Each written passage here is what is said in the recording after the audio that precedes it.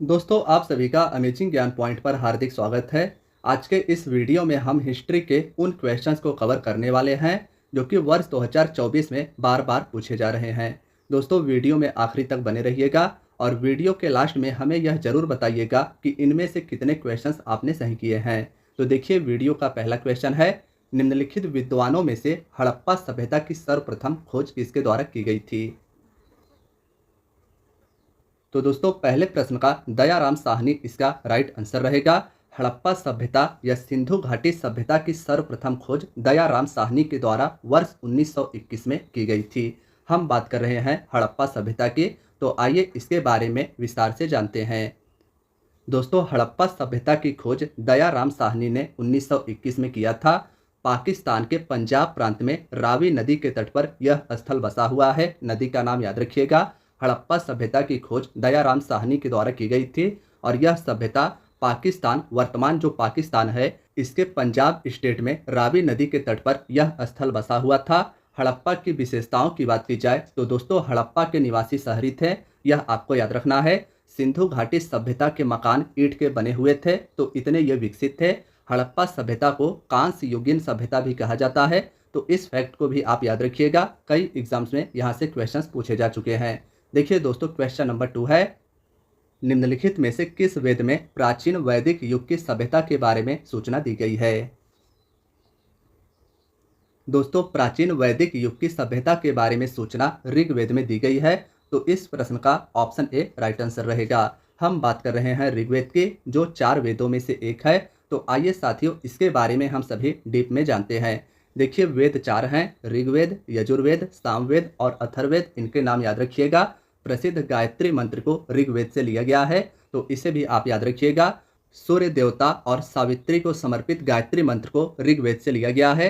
ऋग्वेद में 10 मंडल, 1028 सूक्त और 10,462 ऋचाएं हैं, यानी कि मंत्र हैं, तो इन्हें भी आप याद रखिएगा। यह भी क्वेश्चन कई बार पूछा जा चुका है। चतुस्य वर्ण की सामाजिक कल्पना ऋग्वेद के 10वें मंडल के पुरुष सूक्त से निकलती है, जिसके अनुसार 4 वर्ण ब्राह्मण, क्षत्रिय, वैश्य तथा शूद्र क्रमशः ब्रह्मा के मुख, भुजा, जांघ और चरणों से उत्पन्न हुए हैं, तो इसे भी आप याद रखिएगा। यह सभी बातें ऋग्वेद में बताई गई है। देखिए, क्वेश्चन नंबर 3 है, बुद्ध किस वंश से संबंधित थे।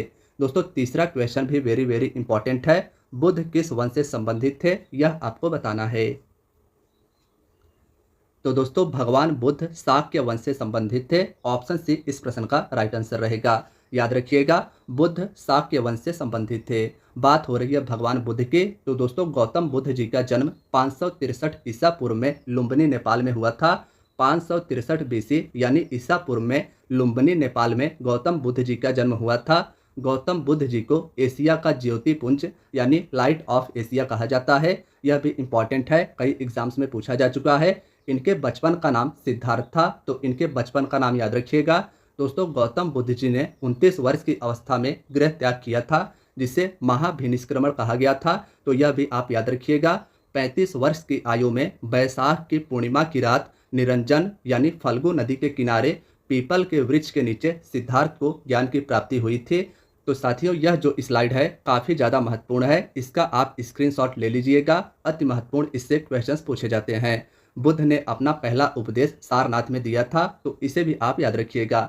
दोस्तों, यह काफ़ी ज़्यादा महत्वपूर्ण है कि बुद्ध को ज्ञान की प्राप्ति पूर्णिमा की रात निरंजना यानी फल्गु नदी के किनारे पीपल के वृक्ष के नीचे प्राप्त हुआ था, और बुद्ध जी को जहाँ पर ज्ञान की प्राप्ति हुई थी उस स्थान को बोध गया कहा जाता है। बुद्ध ने अपना पहला उपदेश सारनाथ में दिया था। दोस्तों, बुद्ध जी की मृत्यु कुशीनगर उत्तर प्रदेश में हुई थी। क्वेश्चन नंबर 4 है, प्रथम बौद्ध परिषद कहाँ आयोजित की गई थी। दोस्तों, यह भी क्वेश्चन इंपॉर्टेंट है। पहली बौद्ध संगीति या पहली बौद्ध सभा कहाँ आयोजित की गई थी। तो इसका राइट आंसर रहेगा ऑप्शन सी, पहली बौद्ध संगीति 483 ईसा पूर्व में राजगृह नामक स्थान पर की गई थी। तो ऑप्शन सी इस प्रश्न का याद रखिएगा। देखिए दोस्तों, बात हो रही है बौद्ध संगीति की, तो प्रथम बौद्ध संगीति यानी बौद्ध सभा 483 ईसा पूर्व में राजगृह नामक स्थान पर महाकश्यप ऋषि की अध्यक्षता में अजातशत्रु के शासनकाल में हुआ था। तो राजा का भी नाम याद रखिएगा और किसकी अध्यक्षता में यानी किस ऋषि के अध्यक्षता में प्रथम बौद्ध संगीति हुई थी, यह भी आपको याद रखना है। क्वेश्चन नंबर 5 है, महावीर की माता का क्या नाम था। देखिए दोस्तों, यह भी क्वेश्चन काफ़ी ज़्यादा इंपॉर्टेंट है। महावीर के माता का क्या नाम था? तो राइट आंसर रहेगा त्रिशला। महावीर जो कि जैन धर्म के संस्थापक, वास्तविक संस्थापक माने जाते हैं, इनके माता का नाम त्रिशला और पिता का नाम सिद्धार्थ, याद रखिएगा। जबकि इसके पहले वाले क्वेश्चन में मैंने आपको बताया था कि गौतम बुद्ध जी के बचपन का नाम सिद्धार्थ था और यहाँ पर महावीर जी के पिता का नाम सिद्धार्थ है। एक क्वेश्चन आपको और याद रखना है कि महावीर जी के पत्नी का नाम यशोदा था। साथियों, बात करें अगर इसके की पॉइंट की, तो देखिए महावीर स्वामी जी जैन धर्म के 24वें और अंतिम तीर्थंकर थे। यानी कि जैन धर्म में कुल 24 तीर्थंकर हुए थे और अंतिम तीर्थंकर महावीर स्वामी जी थे। पहले तीर्थंकर की बात करें तो ऋषभ देव का नाम याद रखिएगा। बात करें इनके जन्म के, तो महावीर स्वामी जी का जन्म 540 बीसी यानी ईसा पूर्व में कुंडग्राम वैशाली में हुआ था। इनके पिता का नाम सिद्धार्थ था, इनके माता का नाम त्रिशला था, इनके पत्नी का नाम यशोदा था और दोस्तों महावीर के बचपन का नाम वर्धमान था। एक बार फिर से मैं आपको बता दे रहा हूं कि बुद्ध जी के बचपन का नाम सिद्धार्थ था, जबकि महावीर जी के बचपन का नाम वर्धमान था। क्वेश्चन नंबर 6 है, प्राचीन भारत का प्रसिद्ध वह शासक कौन था जिसने अपने जीवन के अंतिम दिनों में जैन धर्म को अपना लिया था? साथियों, सम्राट चंद्रगुप्त मौर्य जी ने अपने जीवन के अंतिम दिनों में जैन धर्म को अपना लिया था। तो ऑप्शन सी इस प्रश्न का राइट आंसर रहेगा। देखिए, बात करें अगर चंद्रगुप्त मौर्य की, तो मौर्य वंश की स्थापना चंद्रगुप्त मौर्य ने की थी। इंपॉर्टेंट है, याद रखिएगा। चंद्रगुप्त मौर्य ने 305 ईसा पूर्व में सेल्यूकस निकेटर को हराया था। सेल्यूकस निकेटर सिकंदर का सेनापति था। दोस्तों, सिकंदर का सेनापति सेल्यूकस निकेटर था, जिसे चंद्रगुप्त मौर्य जी ने 305 ईसा पूर्व में हराया था। मेगास्थनीज सेल्यूकस निकेटर का राजदूत था, जिसे बाद में सेल्यूकस निकेटर ने चंद्रगुप्त मौर्य के दरबार में भेज दिया था। तो इसे भी आप याद रखिएगा कि चंद्रगुप्त मौर्य के दरबार में मेगास्थनीज रहता था और मेगास्थनीज द्वारा लिखी गई एक महत्वपूर्ण पुस्तक है जिसका नाम इंडिका है। इसमें चंद्रगुप्त मौर्य के शासन के बारे में बताया जाता है। चंद्रगुप्त मौर्य के समय में शासन व्यवस्था भारत में कैसी रही थी। क्वेश्चन नंबर 7 है, सिकंदर महान का शिक्षक कौन था? दोस्तों, अरस्तु इसका राइट आंसर रहेगा। तो ऑप्शन डी इस प्रश्न का याद रखिएगा। सिकंदर के गुरु अरस्तु थे। बात हो रही है सिकंदर की, तो देखिए दोस्तों, सिकंदर अरस्तु का शिष्य था, यानी अरस्तु सिकंदर के गुरु थे। सिकंदर ने भारत विजय का अभियान 326 बीसी में प्रारंभ किया था। सिकंदर का सेनापति सेल्यूकस निकेटर था, जिसे मैंने आपको बता दिया है। पंजाब के शासक पोरस के साथ सिकंदर ने युद्ध किया, जिसे हाइडे स्पीज या झेलम का युद्ध या वितस्ता भी इसे ही कहते हैं। दोस्तों, झेलम नदी को वितस्ता के नाम से जाना जाता है। तो अगर आपके ऑप्शन में झेलम न देकर वितस्ता दिया जाता है तो इसे भी आपको राइट करना है। देखिए, नेक्स्ट क्वेश्चन है, निम्न में से महाभाष्य किसने लिखा था? क्वेश्चन यह भी इंपॉर्टेंट है। तो राइट आंसर रहेगा पतंजलि। दोस्तों, पतंजलि के द्वारा महाभाष्य लिखा गया था। दोस्तों, बात हो रही है पतंजलि की, तो पतंजलि शुंग वंश के शासक पुष्यमित्र शुंग के शासनकाल में रहते थे और इनके द्वारा 2 बार अश्वमेध यज्ञ भी करवाया गया था। क्वेश्चन नंबर 9 है, चंद्रगुप्त मौर्य के बाद मौर्य सिंहासन पर निम्नलिखित में से कौन बैठता है? दोस्तों, हम बात कर रहे हैं चंद्रगुप्त मौर्य यानी मौर्य वंश के शासक के।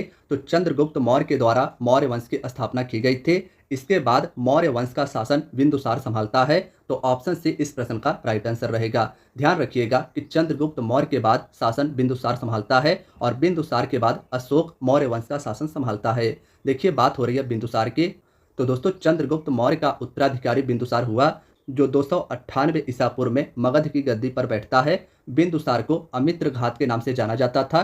दोस्तों, अमित्र घात का मतलब होता है शत्रु विनाशक। नेक्स्ट क्वेश्चन है, निम्नलिखित में से वह व्यक्ति कौन था जिसका नाम देवनाम प्रियदर्शी था? क्वेश्चन यह भी इंपॉर्टेंट है। तो राइट आंसर रहेगा मौर्य राजा अशोक। इन्हें देवनाम प्रियदर्शी के अन्य नाम से जाना जाता था। देखिए साथियों, मौर्य वंश के राजा अशोक की बात हो रही है, तो इनके बारे में 3-4 महत्वपूर्ण बातें आपको याद रखनी है जो एग्जाम्स में अक्सर पूछे जाते हैं। बिंदुसार के बाद मगध के राज सिंहासन पर अशोक महान 269 बीसी में बैठता है। अशोक के माता का नाम सुभद्रांगी था। इंपॉर्टेंट है, याद रखिएगा। अशोक का नाम देवनाम प्रियदर्शी था। अशोक ने 261 ईसा पूर्व में कलिंग पर आक्रमण किया था। कलिंग वर्तमान के उड़ीसा वाला क्षेत्र है। यहाँ पर अशोक ने 261 बीसी में आक्रमण किया और कलिंग की राजधानी तोसली पर इसने अधिकार कर लिया। तो कलिंग की राजधानी याद रखिएगा तोसली थी। इसे अशोक ने 261 ईसा पूर्व में जीता था। दोस्तों, क्वेश्चन नंबर 11 है, निम्नलिखित में से किस विदेशी यात्री ने भारत का दौरा सबसे पहले किया था? तो दोस्तों इसमें राइट आंसर रहेगा मेगास्थनीज। मेगास्थनीज सेल्यूकस निकेटर का राजदूत था और इसने इनमें से सबसे पहले भारत की यात्रा की थी। देखिए नेक्स्ट क्वेश्चन है,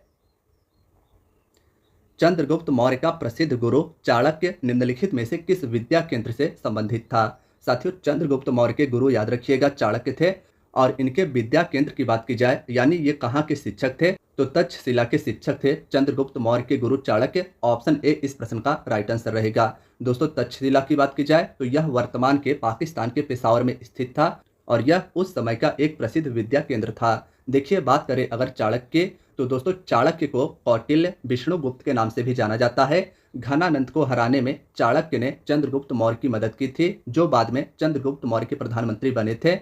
तो चंद्रगुप्त मौर्य के प्रधानमंत्री कौन थे, चाणक्य का नाम याद रखिएगा। इन्हें कौटिल्य और विष्णुगुप्त भी कहा जाता था। इनकी एक प्रसिद्ध रचना है जिसे अर्थशास्त्र कहा जाता है। यह कई एग्जाम्स में पूछा जा चुका है। नेक्स्ट है, भारत सरकार के द्वारा प्रयोग में आने वाला शक संवत किसने प्रारंभ किया था। तो दोस्तों कुषाण शासक कनिष्क के द्वारा भारत सरकार द्वारा प्रयोग में लाने वाले शक संवत को प्रारंभ किया गया था। ऑप्शन ए इस प्रश्न का राइट आंसर रहेगा। देखिए बात करें कुषाण शासक कनिष्क की तो दोस्तों कनिष्क कुषाण वंश का शासक था। कनिष्क ने 78 ईस्वी में एक संवत चलाया जो शक संवत कहलाता है। दोस्तों यह जब राजगद्दी पर बैठा तब इसने 78 ईस्वी में एक संवत चलाया जो शक संवत कहलाता है जिसे भारत सरकार के द्वारा प्रयोग में लाया जाता है। शक संवत को राष्ट्रीय पंचांग के रूप में सरकारी प्रयोग के लिए 22 मार्च 1957 को भारत सरकार के द्वारा अपनाया गया। दोस्तों इसका पहला महीना चैत्र होता है और इसका नव वर्ष 21 मार्च या 22 मार्च को होता है। नेक्स्ट क्वेश्चन है, भारतीय रंगमंच में यवनिका यानी पर्दा का शुभारंभ किसने किया था। तो राइट आंसर इसका रहेगा यूनानियों ने। दोस्तों भारतीय रंगमंच में पर्दा प्रथा का प्रारंभ यूनानियों के द्वारा की गई थी। देखिए बात करें अगर यूनानियों की तो यूनानियों ने पर्दे का प्रचलन आरंभ कर भारतीय नाट्य कला के विकास में योगदान किया। चूंकि पर्दा यूनानियों की देन थी इसीलिए यह यवनिका के नाम से भी प्रसिद्ध है। नेक्स्ट है, पहला ज्ञात गुप्त शासक कौन था, यानी दोस्तों गुप्त वंश की स्थापना किसके द्वारा की गई थी, यह आपके क्वेश्चन से पूछा गया है। तो राइट आंसर रहेगा श्रीगुप्त।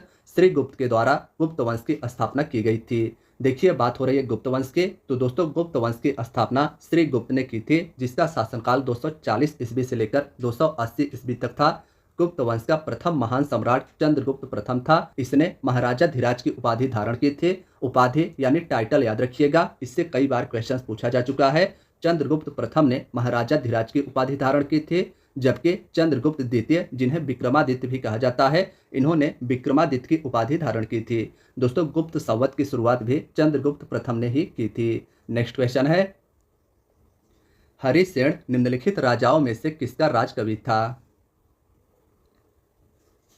तो दोस्तों गुप्त वंश के शासक समुद्रगुप्त के राजकवि हरिसेन थे। ऑप्शन बी इस प्रश्न का राइट आंसर रहेगा। देखिए बात करें की पॉइंट की तो दोस्तों समुद्रगुप्त का राज दरबारी कवि हरिसेन था, इसे आप याद रखिएगा। हरिसेन ने इलाहाबाद प्रशस्ति लेख की रचना की थी जिसमें समुद्रगुप्त का गुणगान किया गया है। चंद्रगुप्त प्रथम का उत्तराधिकारी समुद्रगुप्त हुआ था तो इसे भी आप याद रखिएगा। इसने आर्यावर्त के 9 शासकों और दक्षिणावर्त के 12 शासकों को पराजित किया था, इसीलिए इसे भारत का नेपोलियन कहा जाता है। साथियों मोस्ट इंपॉर्टेंट है, कई एग्जाम्स में पूछा भी जा चुका है कि भारत का नेपोलियन किसे कहते हैं, तो समुद्रगुप्त गुप्त वंश के शासक को भारत का नेपोलियन कहा जाता है। नेक्स्ट क्वेश्चन है, कवि कालिदास किसके राजकवि थे। दोस्तों कवि कालिदास चंद्रगुप्त द्वितीय या चंद्रगुप्त विक्रमादित्य के राजकवि थे, तो ऑप्शन सी इस प्रश्न का राइट आंसर रहेगा। देखिए बात करें अगर कालिदास की तो दोस्तों चंद्रगुप्त विक्रमादित्य जिन्हें चंद्रगुप्त सेकंड या द्वितीय कहा जाता है, इनके दरबार में 9 विद्वानों की एक मंडली निवास करती थी जिसे नवरत्न कहा जाता था। तो पूछा जा सकता है कि नवरत्न किसके दरबार में रहते थे। गुप्त शासक चंद्रगुप्त विक्रमादित्य के दरबार में 9 विद्वानों की मंडली को नवरत्न कहा जाता था। महाकवि कालिदास, धन्वंतरी, बेताल भट्ट, वराह मिहिर जैसे विद्वान इनके दरबार में रहते थे। इन्हीं के मंडली को इन्हीं सब 9 विद्वानों को मिलाकर एक मंडली थी जिसे नवरत्न कहा जाता था। देखिए दोस्तों, गुप्त शासकों का आरोही क्रम यानी इनके शासन काल की बात की जाए तो सबसे पहले गुप्त वंश की स्थापना श्रीगुप्त ने की थी। उसके बाद गुप्त वंश का शासक घटोत्कच हुआ, चंद्रगुप्त प्रथम हुआ, फिर समुद्रगुप्त हुआ, चंद्रगुप्त विक्रमादित्य यानी चंद्रगुप्त द्वितीय उसके बाद शासन करता है। उसके बाद कुमारगुप्त, जिसके द्वारा नालंदा विश्वविद्यालय की स्थापना की गई थी। तो यह भी याद रखिएगा कि गुप्त वंश के शासक कुमारगुप्त ने नालंदा विश्वविद्यालय की स्थापना की थी। नेक्स्ट है, चालुक्यों ने अपना साम्राज्य कहां पर स्थापित किया था? दोस्तों, चालुक्यों के द्वारा अपना साम्राज्य दक्षिण में स्थापित किया गया था। तो ऑप्शन सी इस प्रश्न का राइट आंसर रहेगा। देखिए क्वेश्चन नंबर 19 है, गंगा को उत्तर से दक्षिण ले जाने वाला चोल राजा कौन सा था? क्वेश्चन वेरी वेरी इंपॉर्टेंट है। गंगा को उत्तर से दक्षिण ले जाने वाला चोल राजा कौन था? तो राइट आंसर रहेगा राजेंद्र चोल, जिसे राजेंद्र प्रथम भी कहा जाता है। इसने बंगाल के शासक पाल वंश के शासकों पर विजय के बाद गंगा को उत्तर से दक्षिण ले जाने का प्रयास किया था। नेक्स्ट क्वेश्चन है, देखिए दोस्तों, बात करें अगर इसके की पॉइंट की तो चोल साम्राज्य का सर्वाधिक विस्तार राजेंद्र प्रथम या राजेंद्र चोल के शासनकाल में हुआ था। बंगाल के पाल शासक महिपाल को पराजित करने के बाद राजेंद्र चोल ने गंगेकोंड चोल की उपाधि धारण की थी। इनके टाइटल को याद रखिएगा कि राजेंद्र चोल या राजेंद्र प्रथम ने बंगाल के पाल शासक महिपाल को पराजित करने के बाद गंगेकोंड चोल की उपाधि धारण की थी। चोल वंश के संस्थापक विजयाचल थे और इनकी राजधानी तंजावुर वर्तमान तमिलनाडु क्षेत्र में पड़ती थी। नेक्स्ट क्वेश्चन है, श्रीलंका पर विजय प्राप्त करने वाला चोल वंश का सबसे प्रतापी राजा कौन था? तो दोस्तों, श्रीलंका पर विजय प्राप्त करने वाला चोल वंश का सबसे प्रतापी राजा राजराज प्रथम था। ऑप्शन ए इस प्रश्न का राइट आंसर रहेगा। देखिए बात करें अगर क्वेश्चन नंबर 21 के, तो हर्ष चरित्र निम्नलिखित में से किसके द्वारा लिखी गई थी? यह आपका नेक्स्ट क्वेश्चन है।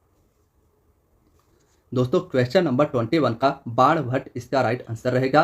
तो याद रखिएगा, हर्ष के जीवन से संबंधित है हर्ष चरित्र, जिसकी रचना बाणभट्ट के द्वारा की गई थी। दोस्तों, बात करें अगर बाणभट्ट की, तो हर्ष के ये दरबारी कवि थे। इन्होंने हर्ष चरित्र और कादंबरी की रचना की थी। पुस्तकें इंपॉर्टेंट है। हर्ष चरित्र की रचना बाणभट्ट के द्वारा की गई थी, जो हर्षवर्धन के दरबारी कवि थे, और कादंबरी की रचना भी इन्हीं के द्वारा की गई थी। हर्षवर्धन वर्धन या पुष्यभूत वंश का शासक था। तो साथियों, इसे भी आपने याद रखना है। नेक्स्ट है, खजुराहो मंदिर का निर्माण किसके द्वारा किया गया था? दोस्तों, इसका राइट आंसर रहेगा चंदेल राजपूतों के द्वारा। चंदेल राजपूतों का शासन वर्तमान बुंदेलखंड क्षेत्र में हुआ था। इनकी राजधानी खजुराहो हुआ करती थी और खजुराहो मंदिरों का भी निर्माण चंदेल राजपूत शासकों के द्वारा ही किया गया था। देखिए दोस्तों, क्वेश्चन नंबर 23 है, ह्वेनसांग किसके शासनकाल के दौरान भारत आया था? तो दोस्तों, इसका राइट आंसर रहेगा हर्षवर्धन। हर्षवर्धन के शासनकाल में ह्वेनसांग भारत आया था। दोस्तों, ह्वेनसांग एक चीनी यात्री था, जिसे यात्रियों का राजकुमार कहा जाता है। यह नालंदा विश्वविद्यालय में पढ़ने और बौद्ध ग्रंथ संग्रह करने के उद्देश्य से भारत आया था। नेक्स्ट क्वेश्चन है, अद्वैत दर्शन के मुख्य प्रतिपादक कौन थे? साथियों, यह भी दर्शन इंपॉर्टेंट है, यहाँ से भी क्वेश्चन पूछा जाता है। अद्वैत दर्शन के मुख्य प्रतिपादक कौन थे? तो राइट आंसर रहेगा शंकराचार्य। इनके द्वारा इस दर्शन का प्रतिपादन किया गया था। देखिए बात करें अगर शंकराचार्य की, तो दोस्तों इन्होंने भारतवर्ष में 4 कोनों में 4 मठों की स्थापना की थी, जो अभी तक बहुत प्रसिद्ध और पवित्र माने जाते हैं और जिन पर आसीन सन्यासी शंकराचार्य कहे जाते हैं। आप लोगों ने शंकराचार्य के बारे में सुना होगा। वे 4 स्थान पर रहते हैं, ज्योतिष पीठ बद्रिका आश्रम में, श्रृंगेरी पीठ, द्वारिका शारदा पीठ और पुरी जो चौथा पीठ है वह गोवर्धन पीठ है। देखिए दोस्तों, आज के वीडियो का आपका आखिरी क्वेश्चन है, पृथ्वीराज रासो निम्नलिखित में से किसके द्वारा लिखा गया था? तो दोस्तों, पृथ्वीराज चौहान के दरबारी कवि चंदवर दाई के द्वारा पृथ्वीराज रासो की रचना की गई थी। तो ऑप्शन सी इस प्रश्न का राइट आंसर रहेगा। बात हो रही है पृथ्वीराज चौहान की, तो दोस्तों इनके द्वारा तराइन के 2 प्रमुख युद्ध लड़े गए थे। 1191 ईस्वी में तराइन का पहला युद्ध हुआ था, जिसमें पृथ्वीराज चौहान की विजय हुई थी। इस युद्ध में पृथ्वीराज चौहान या इन्हें ही पृथ्वीराज तृतीय भी कहा जाता है, इन्होंने गौरी को हराया था। जबकि 1192 में तराइन का द्वितीय युद्ध हुआ था, जिसमें गौरी विजयी हुआ और पृथ्वीराज चौहान की हार हुई। तो दोस्तों, आज की आपकी वीडियो यहीं तक थी। आई होप वीडियो आपको पसंद आई होगी। वीडियो दोस्तों कैसी लगी अपना फीडबैक हमें कमेंट बॉक्स में जरूर दीजिएगा। मिलते हैं नेक्स्ट वीडियो में। Thank you so much. Please keep watching.